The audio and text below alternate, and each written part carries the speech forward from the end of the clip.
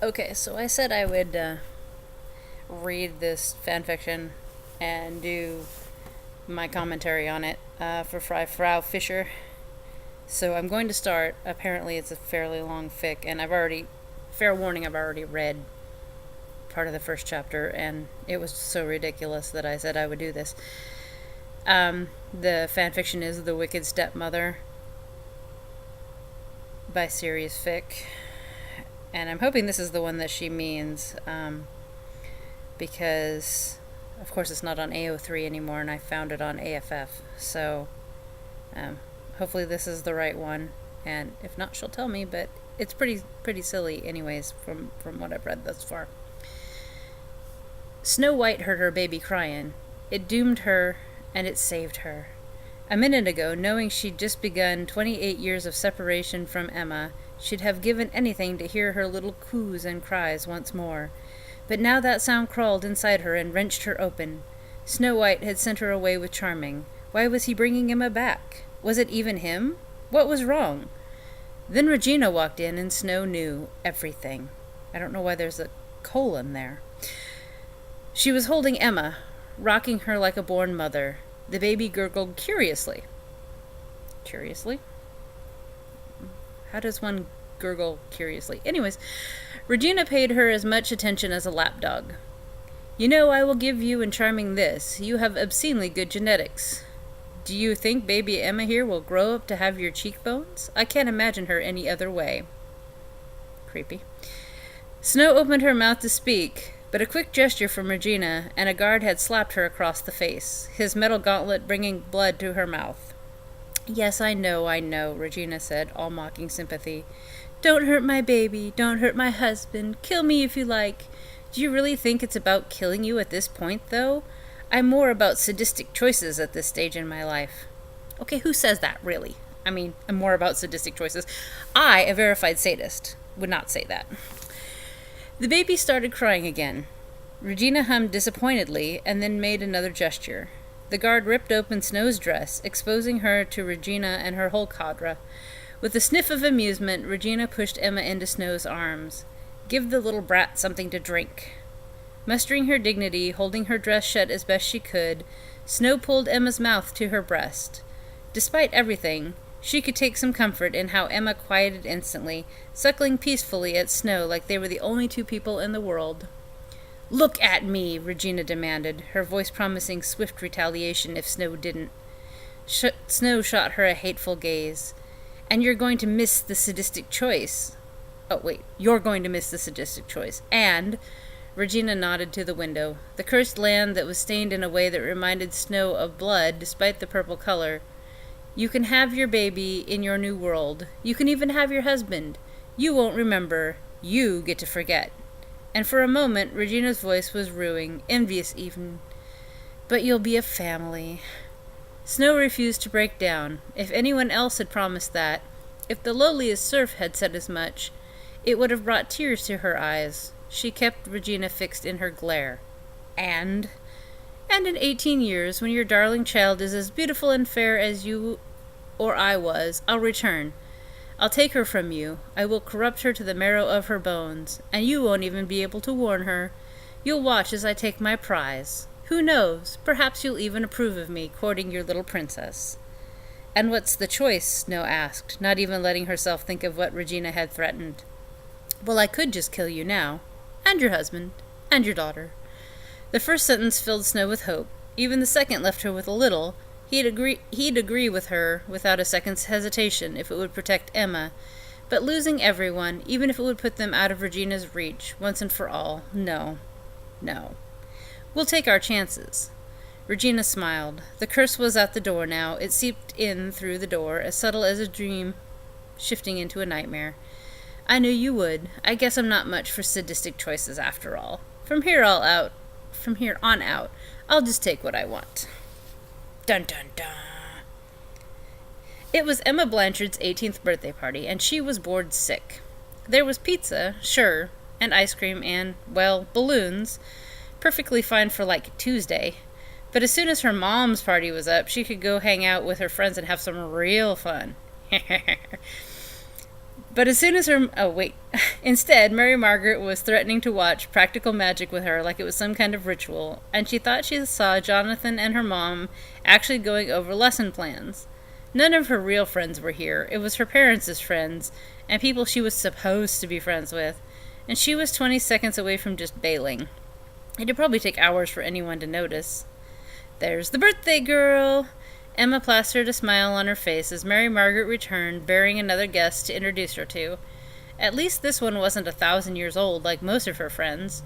In fact, Emma had seen her around town a few times, usually jogging in the mornings, wearing a kinda dorky, kinda not dorky, but sexy, spandex bodysuit. She was Emma's thinspiration. Okay, now, the first time I read this, I went, did this person just use the word thinspiration? I mean, seriously. Okay. And hearing her wish Emma a happy birthday reminded Emma of those town hall meetings Mary Margaret occasionally dragged her to. She was the only interesting part of those, too. The mayor, Regina Mills. Miss Mayor, Madam Mayor. Emma wasn't sure what the protocol was. There probably wasn't a protocol. She wasn't the president, for Christ's sake. Regina seemed to agree. Ms. Mills is fine. 18 years. She looked Emma over, her eyes seeming to suck in all of Emma's body. The breasts that had finally come in last summer. The legs that had sprung up 2 years ago. The hair that she'd stopped wearing in a ponytail so that it could messily wrap around her shoulders. Okay, here's the point where you know a dude wrote this, right? Because, yeah, we wouldn't have written that. It seemed like only yesterday you weren't even as high as my vintage boots. Because, you know, Regina wears vintage boots. Emma blushed for no reason she could figure out. Well, I've filled out a lot. Grown a lot, she corrected hastily. And how important that we take a moment to recognize that, Regina said as she stepped closer. For a mad instant, Emma thought Regina was going to collide with her, but Regina just pressed a tiny gift box into her hands. Jewelry? It was about the right size. Regina slowly retreated from Emma's space. It's not locked. Emma wondered how long she should wait before ripping it open, then decided that was long enough. The wrapping paper came clean off. It was a small box. Well, duh, didn't you just say it was a small box? Dumbly, Emma wondered if it was an engagement ring. Why would you wonder if somebody you sort of have met around would give you an engagement ring on your 18th birthday, just randomly? I mean, come on. Even Emma's not that stupid. She opened it. There was a key. On the key was a fob. On the fob was little buttons with car stuff on them. Really? Okay. These are car keys, Emma said, in the same voice she'd mustered to say he's hot if Hugh Jackman walked in without a shirt on. Yeah, because that was a duh moment. You need to start your car somehow, Regina said with a smile. I have a car? Emma squeaked. Seriously. Regina nodded to the driveway. Emma raced out, nearly taking a header into her birthday cake before making the turn and hitting the front door. With it open, everyone could see the pristine 77 Chevrolet Camaro, black with purple racing stripes, freshly washed, and bowed like a present. Really? Come on, dude. Emma took tiny steps toward it, like she didn't want to scare it off, because she could scare off a car, while Regina and Mary Margaret stepped out onto the porch behind her. You bought my daughter a car? Mary Margaret asked, voice gracious but brow furrowed. Hardly. It was time for me to buy a new car, and I decided to give my old one away instead of letting some dealership lowball me. I'm a little old to be tooling around in a muscle car, after all. Tell that to every 60, 70, 80-year-old man driving a fucking Chevy Camaro. I mean, seriously, my own dad, that was like his dream car. I wouldn't say you're old. No, you wouldn't, Regina said smartly. I'm not sure who wouldn't say that she was old. I don't know if it was Emma or Mary Margaret. I'm assuming it's Mary Margaret. It doesn't say. Emma finally reached the car. She put her key in the lock. It fit. Really? Duh. The only noise she could conjure was a manly giggle? Why did she conjure a manly giggle? What is a manly giggle? She opened the door and climbed it. I'm assuming that should have been in. Climbed in. Doesn't say in, it says it. fitting as awkwardly through the door as a square peg in a round hole. Why? I don't get that one either, because Emma's not like a linebacker. She finally got herself situated by the time Regina and her mother joined her. Regina leaned against the car, head through the window, while Mary Margaret stood back. "This is a car," Emma said, vibrating a little. So let me guess, Regina sprung for the vibrating seats? I mean, yeah, who wouldn't? Regina smiled, understanding. A Subaru or a Toyota was fine. The looks of an overgrown shaver, but fine. But if you went far enough back, you dipped into a sort of ancestral memory of what a car should feel like, and nothing could feel more right than a car that fought back a little, responding to every pump on the pedal or twitch on the wheel, but with just enough sass to make you think it had a mind of its own, and you had to earn a car like that. This, once again, dude wrote this. "Emma, what do we say?" Mary Margaret called, her arms crossed, her reflection on the hood. Emma's face colored instantly. She wasn't a child. She'd been just about to thank Regina. She just hadn't wanted to spoil the moment. "Thank you, Mayor Mills," Emma said graciously, trying not to take her embarrassment out on Regina, despite the sarcasm desperately trying to make its way through. "But why?" "Well, it's an election year, my sweet, and you are eligible to vote now." Really? She gave her a car because she's eligible to vote. Like anybody would buy that. Regina turned her head, looking out the windshield along with Emma. "Now how about a test drive?" "Hell yeah!" "Language," Mary Margaret said, striding forward as if intending to block the Camaro with her body. "And Emma only has a learner's permit. She can't drive." "Mom," Emma enunciated, biting off the vowel when she remembered that Regina was in earshot. "My license is in the mail. It'll be here any day. Nonetheless, until that time, you won't be driving alone. Not that your gift is unappreciated, Madam Mayor," Mary Margaret added hastily. "My daughter will just have to be patient for now." "What about the mayor? She could drive with me." Regina grinned bemusedly at the thought. Emma met her eyes and smiled back. She didn't know why. Mary Margaret looked between them. The skin prickled at the back of her neck like something was going terribly wrong, but far beyond her reach or sight.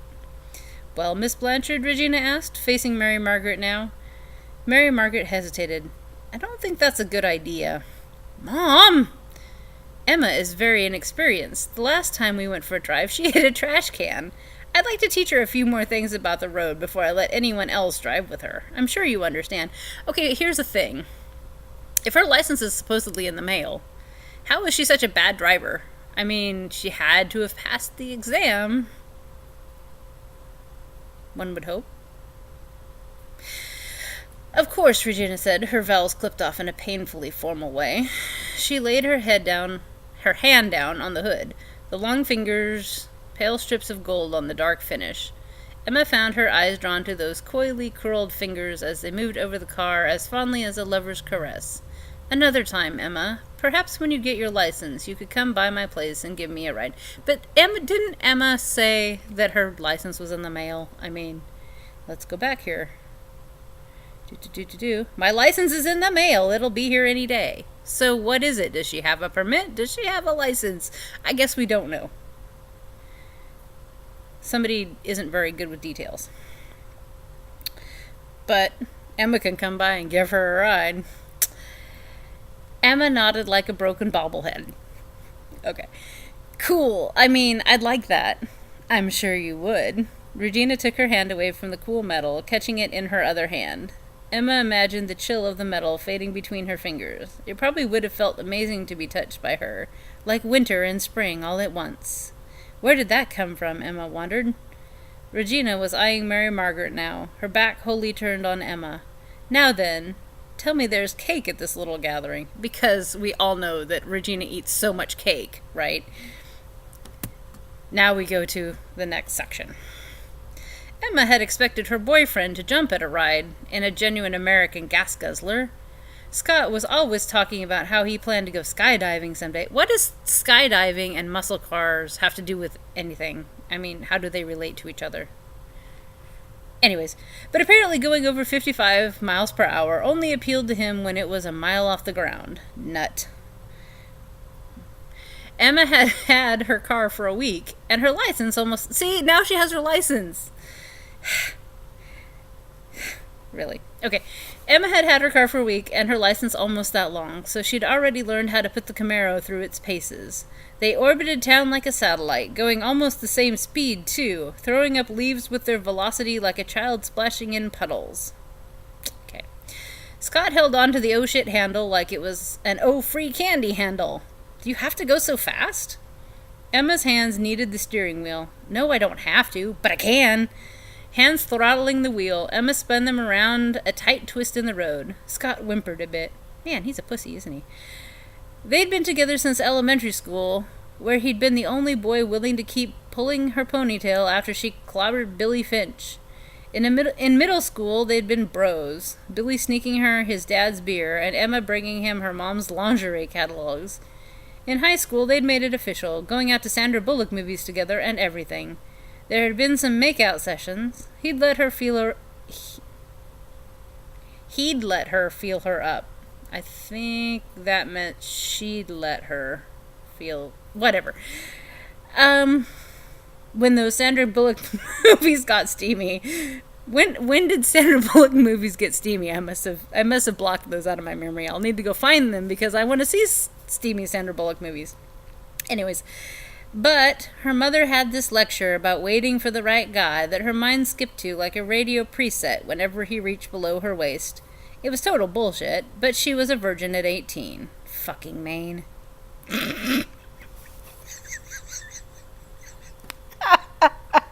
Sorry. Because only in Maine will you remain a virgin at 18.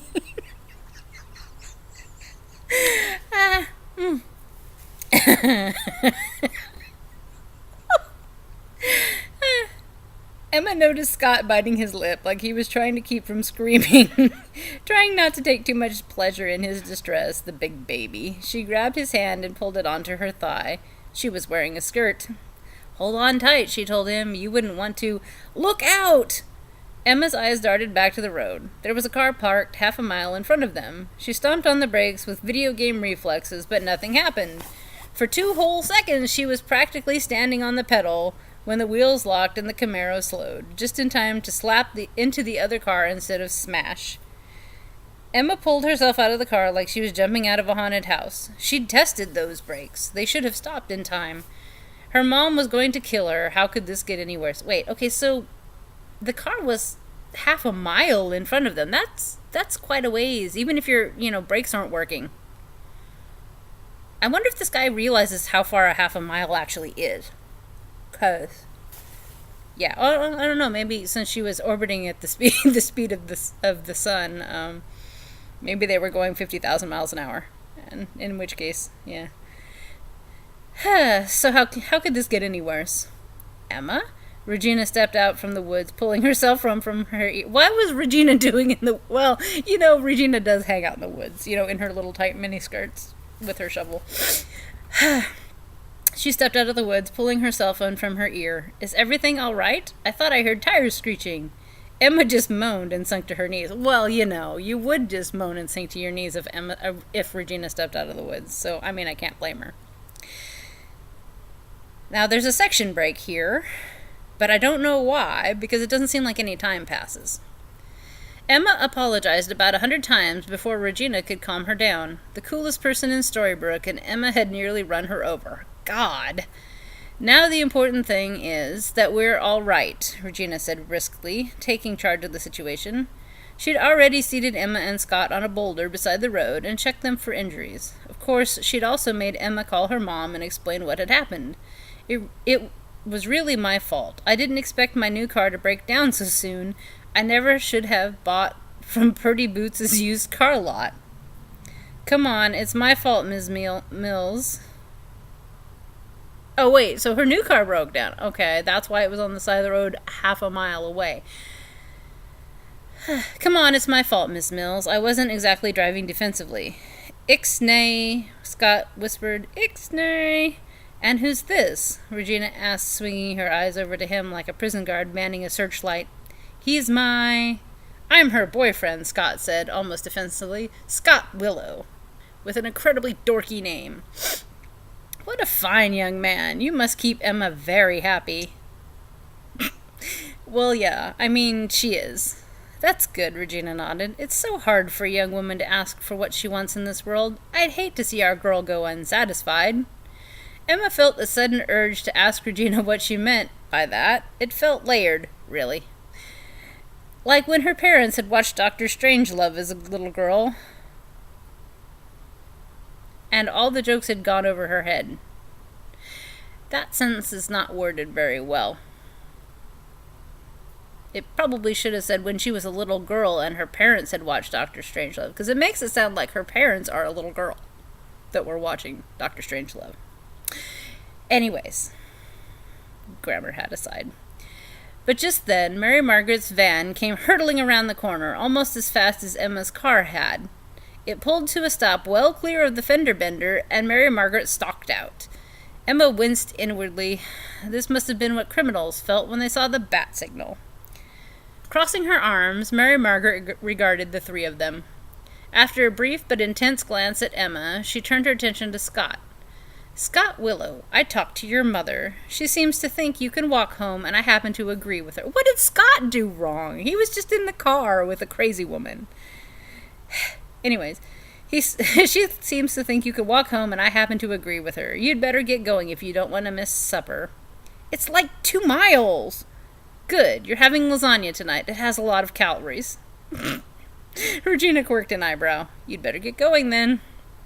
Sensing he was outnumbered, Scott took off, remembering a few steps later to look back at Emma. I'll text you.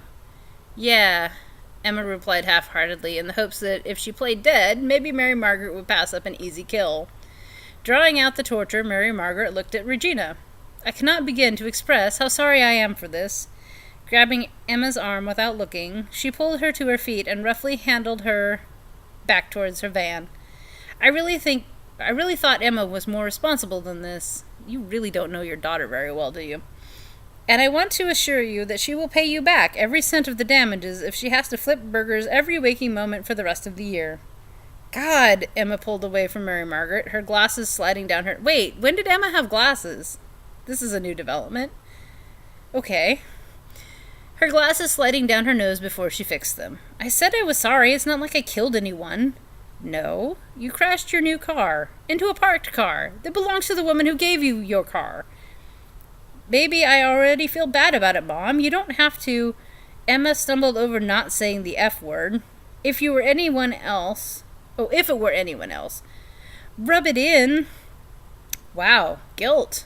I didn't know you were capable. I'm sure that will pop her fender right back on.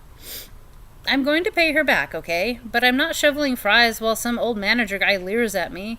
I'll take a few extra babysitting jobs. It'll take a while. But you'll be able to hang out with your friends, Mary Margaret finished, because that's really what's important, right? Yes, it's my senior year. I'm leaving. You will not tell me what my husband would or wouldn't have done. Emma just bit her lip and looked away. Mary Margaret never understood. She thought she idealized him. But she remembered he'd always tried to protect her. If I may, Regina began, stepping forward. With a blush, Emma remembered that she'd been there the whole time. It so happens that my estate's old gardener... Oh, how convenient. Retired last spring, and I'm ashamed to say that the vines and such have gotten a little out of hand. I could really use someone with a strong back to come by every week and help out. It's not hard work, just sweaty. And we all know that Emma is really good with a chainsaw. Just saying. Regina looked in Emma's eyes at that word. Emma wanted suddenly to look away, but she didn't. Perhaps Emma could work in my garden for the rest of the year. That would give me time to find a replacement and wouldn't cut into her schedule too much. That'd work, Emma agreed. I'm really good with plants. I am awesome. I grew one of those jar potatoes for my 6th grade science project. It kicked all the other jar potatoes' asses. Language, Mary Margaret reminded her sotto voce. She looked from Regina to Emma, noticing a nervous little smile on Emma's face. The girl was actually rocking on her heels a little bit for her savior. Weird. Mayor Mills, thank you for the generous offer, but my daughter really needs discipline. Oh, I'm sure she does. But sometimes a soft touch gets the best results. My house is near the high school. Let's say we have the bus drop her off after school to spend an hour working the lawn. Afterwards, I can even help her with her homework, as well as those all-important college applications. I certainly have more time to offer her than you do. What's that supposed to mean? And once I'm completely satisfied with her efforts, she can go spend time with her friends. You'd be surprised how important a strong social life can be in finding a career. It's not like you're ever at home anyway, Emma offered, shutting up when Mary Margaret glared at her. So what's Mary Margaret's side gig? Is she spend all the time at the school, or is she out making birdhouses? Is she having a fling with Dr. Whale? We don't know. I don't know why she's not at home. I really can't ask you to make that sacrifice, Mary Margaret pleaded. No sacrifice at all, Regina countered. I find your daughter a charming young woman, and I'd enjoy her company far more than having a gloomy old house all to myself. Please, I insist. Well, I'd expect her back for dinner every evening. Of course. And, Mary Margaret's voice lowered seriously, I'd consider her safety your personal responsibility. What, does she have to baby-proof the wall outlets? Emma asked incredulously. I promise I'll take excellent care of your little girl. Emma put an arm around Regina and pulled her close. Regina put an arm around Emma and pulled her close. I think we'll get along famously, won't we, dear? Feeling Regina's body against her own and Regina's voice purring in her ear, the conversation coiled back around Emma. I'm sure she does need discipline, but sometimes a soft touch gets the best results. It's not hard work, just sweaty. Emma felt her stomach twisting itself in knots. Must have been that second chili dog at lunch. Oh yeah, Emma, it was the second chili dog. Yeah, you can be like the cool aunt I never had. All right, Mary Margaret said at last, and Emma resisted the urge to cheer. But don't let her weasel her way out of work just because she has puppy dog eyes. Regina laughed and gave Emma a shove back toward Mary Margaret. Oh, I promise I'll be very hard on her. Emma's stomach was a balloon animal. Putting a much less welcome hand on Emma's back, Mary Margaret steered her into the van, thanking Regina twice for being so understanding. As soon as the doors were shut, she asked, And why didn't I hear anything about you driving off alone with Scott Willow? Emma groaned. Maybe her mother should have been spending some time with Regina. She could learn not to be such a drag all the time. Wah, wah, wah. And I'm going to stop here because this is about a half an hour and this is a good break point. So, yeah, Regina's busy being creepy and making lots of innuendos. And yeah. Weird. Kind of cringy. So, we will continue on the next one.